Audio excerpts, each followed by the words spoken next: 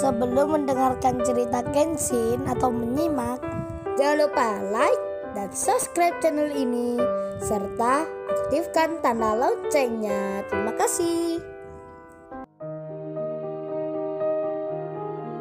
Kisah pemuda kaya, anak bos besar, pemilik 73 perusahaan, yang menjadi cleaning service. Episode 752. Niken yang nekat bicara, meminta tuan muda Kenshin agar menyuapin Rena makan. Kenshin pun tak ada pilihan, tak mungkin menolak atau menghindar. Terlebih disaksikan banyak orang. Si Rena sendiri, yang juga belum mau makan pula. Kenshin lalu bilang, "Baiklah Mbak Rena, aku bantu ya makannya. Aku suapin buburnya." Waduh, hancur-hancur hatinya Fadli. Seorang laki-laki yang di situ, teman kuliah yang suka pada Rena. Ketika melihat Rena bicara menjawabnya. "Menjawab apa?" kata Kenshin. Si Rena itu berkata, "Tapi apakah aku nggak merepotkan Mas Kenshin ya?" Lolo si Rena langsung memberikan lampu hijaunya. Bersedia disuapin Kenshin. Nggak ingat apa dirinya pertama bertemu Kenshin dulunya. Jahatnya setengah mati, sombongnya luar biasa, tapi sekarang malah akan disuapin. Disuapin makan, oleh pria yang kerjanya cleaning service. Kemudian Kenshin mengambil bubur di piring itu, dengan sendok di tangannya. Kenshin kemudian bicara, "Ayo Mbak Rena, ini buburnya. Dimakan dan dihabiskan ya." Si Rena pun tanpa pikir panjang, langsung memakannya, menerima pemberian dari Kenshin. Inilah wanita kedua dalam hidupnya Kenshin, yang pernah disuapin olehnya. Kenshin teringat Kaori, istri tercintanya yang dulu begini. Iwan yang melihatnya, hatinya langsung bicara, "Wah, Kenshin kayaknya mau menambah lagi ini." Gua heran sekali, padahal Kenshin sudah menikah, tapi masih dipandang wanita dan laku saja dirinya. Iwan tertawa di hatinya. Niken juga sama, berbisik di benaknya pula. Jangan-jangan Rena ini nanti akan dinikahi tuan muda, menjadi istri keduanya. Tak bisa dibayangkan kalau Yudis yang dipenjara tahu hal itu. Bisa-bisa dia bunuh diri nantinya. Niken tersenyum bicara sendiri. Niken setuju Rena dengan Kenshin, tapi itu hanya sebatas apa yang dipikirkan Niken. Sedang teman-temannya Rena yang lainnya, termasuk Evita itu, sekarang tak memandang sebelah mata Kenshin. Dan ini juga pertama bagi mereka, melihat Rena disuapin makan seorang pria, yang pakaiannya cleaning service. Lalu tiba-tiba saat Kenshin hendak menyuapin Rena, Kenshin yang dilihat kanan kirinya, sampai nervous dibuatnya, bubur itu tumpah sebagian di bajunya.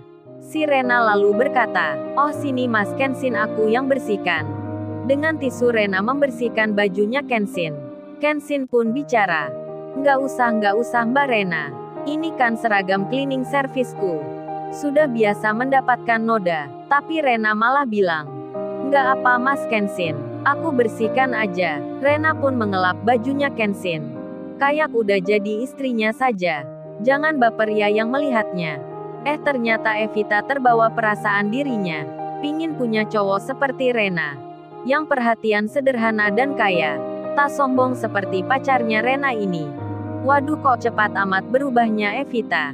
Dirinya tadi kan yang sombong, malah sekarang memandang Kenshin dinilai cowok yang perhatian. Apa sudah tahu Kenshin ya sekarang? Apa Evita mau dibelikan Lamborghini pula? Evita melihat Kenshin dan Rena, dengan tanpa memejamkan matanya. Lalu Rena malah bilang, "Mas Kenshin juga makan dong buburnya. Masa hanya aku saja yang memakannya?" Lolo si Rena menantang nikayaknya. Apa ingin lebih dekat dirinya? Kenshin pun menjawabnya, "Tapi saya sudah makan Mbak Rena." Rena malah menyahutnya, "Mas Kenshin nggak mau ya? Karena sendoknya itu bekas makanku. Takut tertular sakit ya?" Waduh, Rena memojokkan Kenshin. Tak melihat kanan kirinya, depan belakangnya, yang lagi memperhatikan semua. Dianggap Rena tak ada. Benar-benar si Rena ini keterlaluan. Disuapin Kenshin aja sampai lupa daratan. Kemudian Kenshin menjawabnya, "Baik-baik Mbak Rena, ini aku makan pula. Manja banget ini cewek." Kenshin menggoda Rena. Kenshin pun memakan satu sendok buburnya. Si Rena lalu menjawabnya, "Ya gitu dong. Itu baru namanya pintar." Si Rena pun senang melihatnya. Seperti puas dirinya. Tersenyum-senyum pula, dan pintu pun terbuka. Della pengacara muda datang menjenguknya. Si Rena langsung menyapanya. "Lo kamu Della, sini-sini Della. Katanya kamu di Amerika. Kok sudah datang Della?" Della pun disapa Iwan. Disapa Kenshin pula, dan teman-temannya Rena yang lainnya pun menyapanya. Kemudian Della itu bicara, "Rena, kamu kok sudah sembuh sekarang? Katanya kamu kritis. Tapi aku lihat sekarang kok sebaliknya. Kamu baik-baik saja. Apa teman-teman salah memberi kabarnya?" Niken pun lalu menjelaskan singkatnya. Niken bercerita pada Della. Dan Della mengerti. Kemudian Della berkata, "Oh ya Rena, aku tadi memeriksa masalah di kepolisian. Yang menyangkut seperti yang kamu katakan. Hasil yang aku dapatkan. Ternyata kamu sudah terbebas. Terbebas dari semua tuduhan dan prasangka yang dialamatkan ke kamu. Terutama kamu yang katanya calon istrinya Rendra. Sekarang sudah tidak lagi Rena. Ada yang lain yang dikatakan. Coba kamu cek semua rekeningmu. Apa sudah dibuka blokirnya? Semua barang yang disita akan dikembalikan. Termasuk mobil mewahmu. Nanti pihak kepolisian akan memberitahukanmu di rumah. Mereka tahunya kamu sekarang sedang sakit. Jadi tak mengabarkan berita ini. Dan ini aku yang langsung memberitahukanmu. Ada 11 pengacara termasuk Bang Hotman. Ada 30 pengusaha termasuk ayahnya Mas Kenshin ini. Yang bersedia menjaminkan namanya. Menjaminkan kamu tidak bersalah. Tidak terlibat pencucian uang. Soalnya yang dihadapi Rendra itu masalah yang berat Rena. Dia punya pabrik pembuatan obat terlarang. Orang yang di dekatnya pun semua diperiksa. Tapi kamu sekarang sudah aman Rena. Karena mendapat jaminan dari orang-orang yang terpercaya. Si Rena pun kaget sekali. Tak menyangka, tak mengira. Hatinya kini begitu senangnya. Papa dan mamanya pun sama. Termasuk om dan tantenya. Kemudian Rena bertanya, "Oh ya Della. Memangnya siapa Della yang kamu sebutkan tadi? Sebelumnya aku kan dikira penyidik polisi. Adalah calon istrinya Rendra. Terus siapa Della orang yang menghapusnya? Maksudku sampai polisi itu tak berprasangka lagi tentang hal itu. Siapa orang yang kamu maksudkan? Yang calon suamiku." Della menjawabnya, "Oh itu Rena, santer berita yang terdengar. Kamu itu calon istrinya." Della terdiam, tak menyebut nama. Rena pun bertanya, "Jadi istrinya siapa Della? Kamu kok nggak melanjutkan?" Della tak enak menjawabnya, tapi karena Rena sudah bertanya. Della pun mengatakan, "Oh itu Rena kamu itu katanya. Bukan lagi disebut calon istrinya Rendra yang penjahat itu. Tapi calon istrinya Mas Kenshin ini." Si Rena kaget jadinya. Niken pun sama. Papa dan mamanya Rena pula. Jadi terkejut semua. Si Rena disebut begitu. Akan menjadi istrinya Kenshin. Kenshin pun kaget pula. Langsung teringat masalahnya Patmo. Kemudian Kenshin bertanya pada Ibu Ernie, manajer rumah sakit yang masih ada di situ.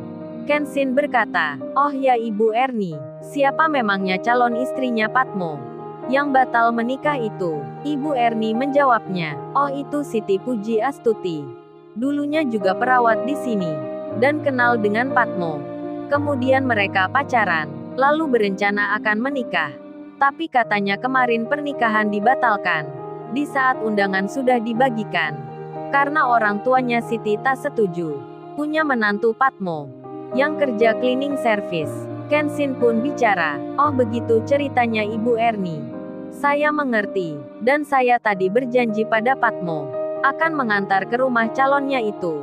Sekalian nanti akan bilang pada mertuanya Patmo kalau saya ini kerjanya cleaning service." Kemudian Kenshin bilang ke Iwan, "Wan ayo Wan ikut aku ke tempatnya Patmo."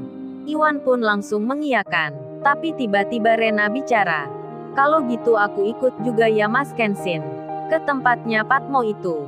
Aku penasaran nih cerita lengkapnya. Sekalian jalan-jalan di luar. Bosan nih seminggu hanya tiduran." Waduh Rena ingin ikut pula. Kenshin menjawabnya, "Tapi Mbak Rena, aku dan Iwan akan ke ruang cleaning service. Entar Mbak Rena nggak suka. Karena di situ tempatnya nggak bersih." Si Rena menjawabnya, "Emang aku bilang begitu apa ya? Menghina banget nih Mas Kenshin ini." Si Rena pun tetap ingin ikut dirinya. Kenshin pun mengiyakan, dan Kenshin menjawabnya, "Baiklah Mbak Rena. Kalau gitu habiskan dulu buburnya ini. Setelah itu kita akan keluar." Di saat itu Kaori menyusul Kenshin. Sudah tiba di rumah sakit. Kaori berjalan sendiri mencari Kenshin. Wajahnya nampak cantik dan berseri.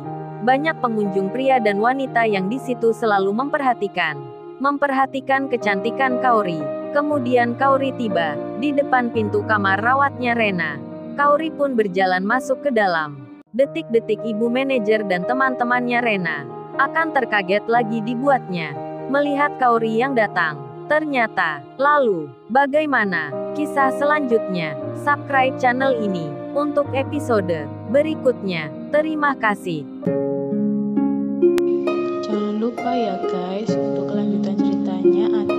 Jangan lupa subscribe ya guys, dan tekan notifikasinya